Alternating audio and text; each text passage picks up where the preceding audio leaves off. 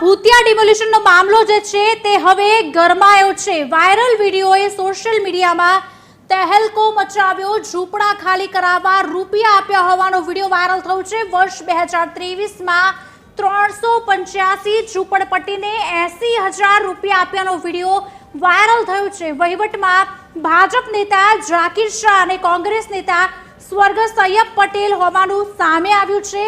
મામલામાં અગાઉથી જ ભાજપ નેતા ઝાકીર શાહની ભૂમિકા શંકાસ્પદ હોય તેવું લાગી રહ્યું છે। વધુ એક વળાંક જોવા મળ્યો છે। વાયરલ વિડીયો થયો છે સોશિયલ મીડિયા પર। આ વાયરલ વિડીયોએ તહેલકો મચાવ્યો છે। ઝૂંપડા ખાલી કરાવવા રૂપિયા આપ્યા હોવાનો વિડીયો વાયરલ થયો છે। વર્ષ 2023માં 385 ઝૂંપડપટ્ટીને 80,000 રૂપિયા આપ્યા હોવાની વાત સામે આવી છે।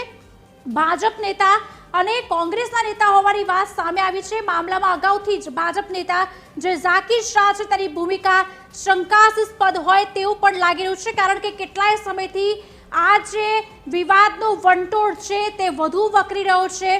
લોકો બેઘર થયા છે। ભૂતિયા ડિમોલિશન નાસિર નગર અને અત્યારે હાલ લોકો હેરાન પરેશાન આક્રંદ કરી રહ્યા છે, રડી રહ્યા છે, પણ ક્યાંક વિરોધાભાસ જોવા મળ્યો એવું પણ સામે આવ્યું હતું કે જે એન્જિનિયર્સ છે, જે અધિકારીઓ છે તે પણ મીડિયાના સવાલોથી ગુસ્સે ભરાઈને, કારણ કે તેમની પાસે જવાબ જ ન હતા આપવા માટે, તેના કારણે રજા ઉપર પણ ઉતરી ગયા હતા। રજા ઉપર ઉતરવાનું કારણ પૂછવામાં આવ્યું ત્યારે પણ કોઈ જવાબ આપવામાં નહોતો આવ્યો। વાયરલ વિડીયોએ સોશિયલ મીડિયામાં તહેલકો મચાવ્યો છે। અત્યારના લેટેસ્ટ અને એક્સક્લુઝિવ સમાચાર આપ TV 13 પર જોઈ રહ્યા છો।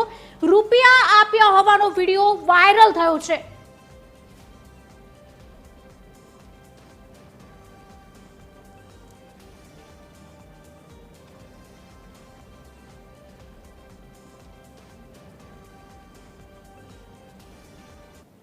बीस 40 60 80 अब मेरे खातून दीदी खातून दीदी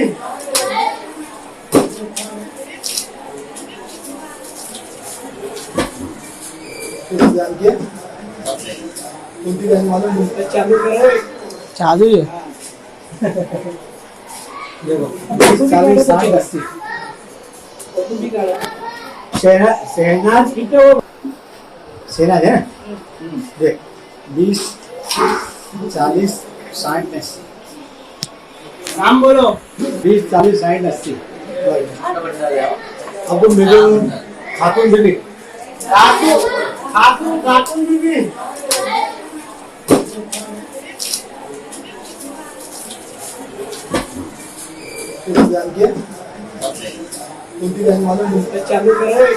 चालू है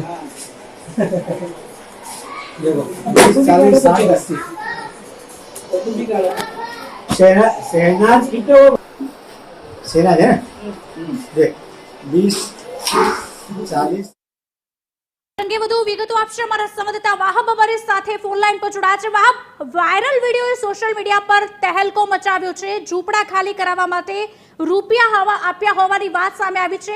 ભાજપ અને કોંગ્રેસના નેતાની જે શંકાસ્પદ ભૂમિકા હોય તે જોવા મળી રહી છે। શું વધુ વિગત?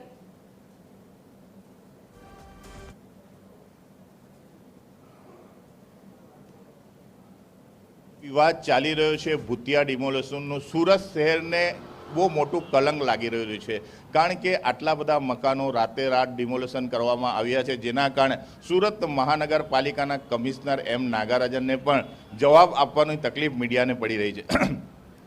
કારણ કે આ છેલ્લા કેટલાક દિવસોથી આ વિવાદ ચાલી રહ્યો છે। આજે 14 દિવસ થઈ ગયા છે, પરંતુ સુરત મહાનગરપાલિકાના કોઈ પણ અધિકારીઓ આ બાબતે જવાબ પણ નથી આપી રહ્યા।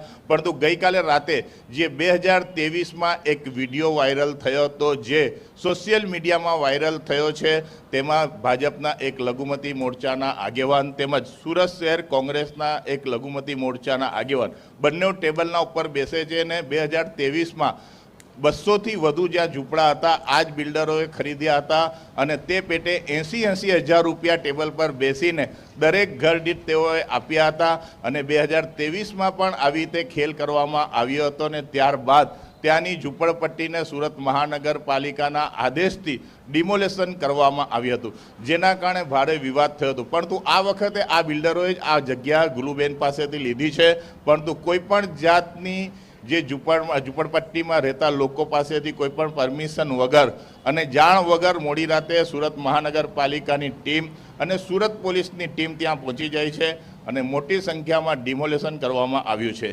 આ વિવાદ ચાલી રહ્યો છે ત્યારે સુરત મહાનગરપાલિકાના અધિકારીઓ છેલ્લા કેટલાક દિવસોથી એવા નિવેદનો કરી રહ્યા છે કે એક અધિકારી એવું કહે છે કે આ ડિમોલેશન અમે રસ્તા માટે કર્યું છે, એક અધિકારી કહે છે કે આ ડિમોલેશન અમે સત્તાવાર કર્યું છે, અને મહાનગરપાલિકાના મ્યુનિસિપલ કમિશનર એમ નાગરાજન હજુ પણ 2 દિવસ પહેલાં મીડિયાને એવું જ કહે છે કે મને ખબર નથી આ ડિમોલેશન કોણે કર્યું. એટલે કેટલીક ચોંકાવનારી માહિતીઓ બહાર આવે છે અને રાજ્ય સરકારે પણ ભારે નોંધ આની લીધી છે. પરંતુ ગઈકાલે રાતે એવું પણ જાણવા મળ્યું કે એક મંત્રી, સુરત શહેરના એક રાજ્ય કક્ષાના મંત્રીએ આ ડિમોલેશન અધિકારીને ફોન કરીને જણાવ્યું હતું કે આ ડિમોલેશન કરી નાખો, મારી જવાબદારી છે.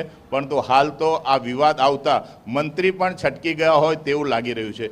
કારણ કે સુરત શહેરમાં અને આખા ગુજરાતમાં ભૂતિયા ડિમોલેશન, સુરત શહેર વેડ રોડ વિસ્તારમાં આવેલા નાસિર નગરનો આ ભૂતિયા ડિમોલેશન આખા દેશભરમાં અને ગુજરાતભરમાં ખૂબ જ ચર્ચાનો વિષય બન્યો છે. કારણ કે મોડી રાતે જવું અને 150 જેટલા પરિવારને બેઘર કરી દેવા એ ખૂબ જ ખરાબ વાત છે, જેના કારણે સુરત શહેર આટલા એવોર્ડો મેળવ્યા છે, આટલી ક્લીન સિટી, સ્વચ્છ સિટી તરીકે જાણીતું શહેર પર એક કલંક લાગી ગઈ હોય તેવું મનાઈ રહ્યું છે.